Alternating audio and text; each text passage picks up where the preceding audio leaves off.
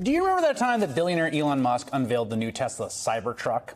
And when he went to demonstrate the vehicle's supposedly bulletproof glass, they smashed two of its windows, even though they weren't supposed to break? Today's Twitter rollout of the Ron DeSantis campaign went kind of like that.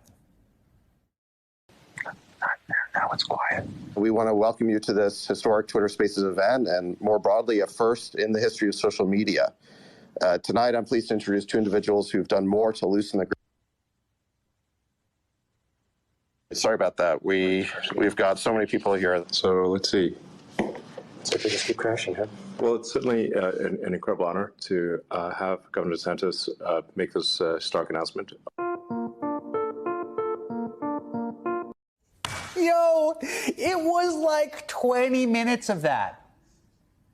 Trump had the golden escalator. Ron DeSantis got the world's most embarrassing 404 error. Over 20 minutes of technical difficulties that sounded like this. That is how the Florida governor's big entrance in the Republican presidential primary will be forever remembered. DeSantis chose to launch his campaign not during a campaign rally, not on a televised event, but on Twitter.com with Elon Musk. And why? Maybe because Musk and Twitter are the best audience for the DeSantis brand crusade against woke. I view the wokeness as a form of cultural Marxism. I think it goes back to this woke mind virus that's infected the left and all these other institutions. We will never surrender to the woke mob. Florida is where woke goes to die. DeSantis, now officially a 2024 contender, is knee-deep in this kind of impenetrable sphere of contemporary right-wing online culture war fights. Fighting the woke mind virus aligns quite well with Twitter. Its new owner, Elon Musk, has turned the platform into a right-wing forum where he also rails against the woke mind virus, the same ideology embraced by DeSantis.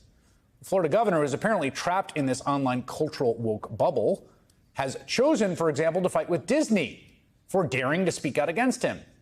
Even one of his speechwriters, a guy that he chose to hire, has effusively praised notorious white nationalist Nick Fuentes. That's the guy that's writing his words. I can't tell you for sure, but it does not sound like Ron DeSantis' messaging is necessarily resonating with the Republican electorate. Two new polls released today showed DeSantis trailing Donald Trump by roughly 30 points. Former Republican strategist Tim Miller recently pointed out DeSantis' campaign is a lot like Senator Elizabeth Warren's failed 2020 campaign, which relied on a smaller version of the electorate, a narrow but vocal audience. Tim Miller is a former RNC spokesman and current writer-at-large for The Bulwark. Debbie Murkowski-Powell is a former Democratic congresswoman in Florida. Both join me now. Tim, let me start with you and let me say something you say in the piece, which is that the point you're making, the comparison, is by no means substantive at all. It's purely at this level of like where you're trying to fit in the primary. And one of the points you make is Elizabeth Warren was sort of had this campaign that was electric to a certain portion of the Democratic base that proved not to be big enough to win the primary. You think DeSantis is the same problem. And before we get to that, oh my God, can you believe what happened?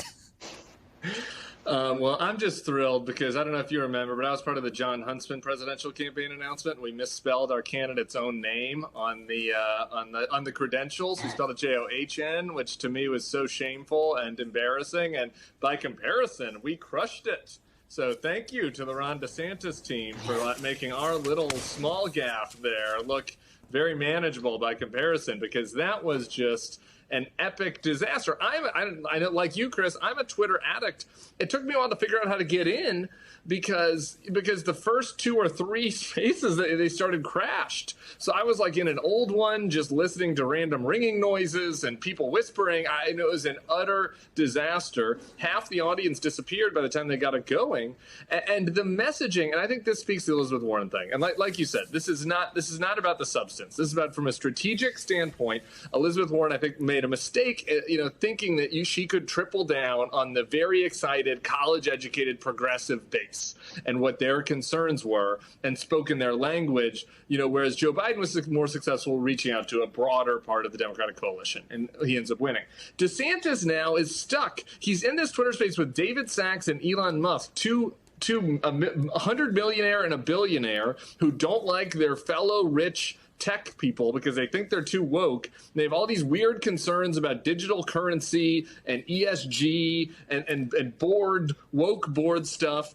And they're talking about this in this Twitter space. And it's like, well, I mean, an average MAGA voter living in Spartanburg, South Carolina, first can't get into the space. If they could, all they heard was ringing noises. And then if they finally made it in, they're listening to these three rich white guys like talk about a very niche concern of super wealthy, college-educated Republican contrarians. And there aren't enough of those to win a primary. I can promise you that much. Well, and it's interesting, too, that Trump keeps saying, like, he wants to cut Social Security. Like, that's what Trump says. Like, right. you want to vote for the guy who wants to cut Social Security and Medicare? That's what this guy wants to do. It's like, yeah, people don't want to. That has a broad appeal. You know, that's the right. kind of thing that appeals across. There's also, Debbie, you know, you and I spoke about this when I was in Florida, of just who this guy is as a candidate. I mean, there's a choice here to court Musk and to do this audio only, but you think you want to create some set piece where he looks commanding or he's giving a good speech. And I wonder what you think of just his ability as a communicator outside of the sphere of the Twitter Spaces bubble when it was working, which it sort of barely did. I mean, the announcement was so well staged. He basically was reading from a piece of paper the announcement, and all the questions that were asked were obviously pre-prepared questions that he had a prepared answer for. I mean, the man cannot communicate well. He cannot connect with a larger audience. He cannot answer tough questions. And so this reminded me really, Chris, of state-sponsored propaganda. I feel like it was a DeSantis-Musk propaganda machine.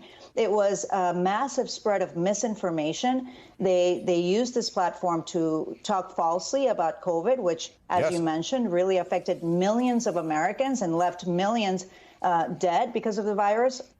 They spread misinformation about the state of the economy. Here in the state of Florida, we just lost a $2 billion investment and more than 2,000 jobs because he's anti-business. He attacks and harasses businesses that are against his ideology. And we have an affordability crisis. Our families are suffering an affordability crisis, and he's done nothing. He is pushing a MAGA agenda and attacking the freedoms of our Floridians all over the state. It's so interesting, Debbie, because what you just said, some of that, is literally in the bill of particulars that Trump has used against DeSantis. And again, those folks are probably not going to hear it here. They're not going to hear it from you.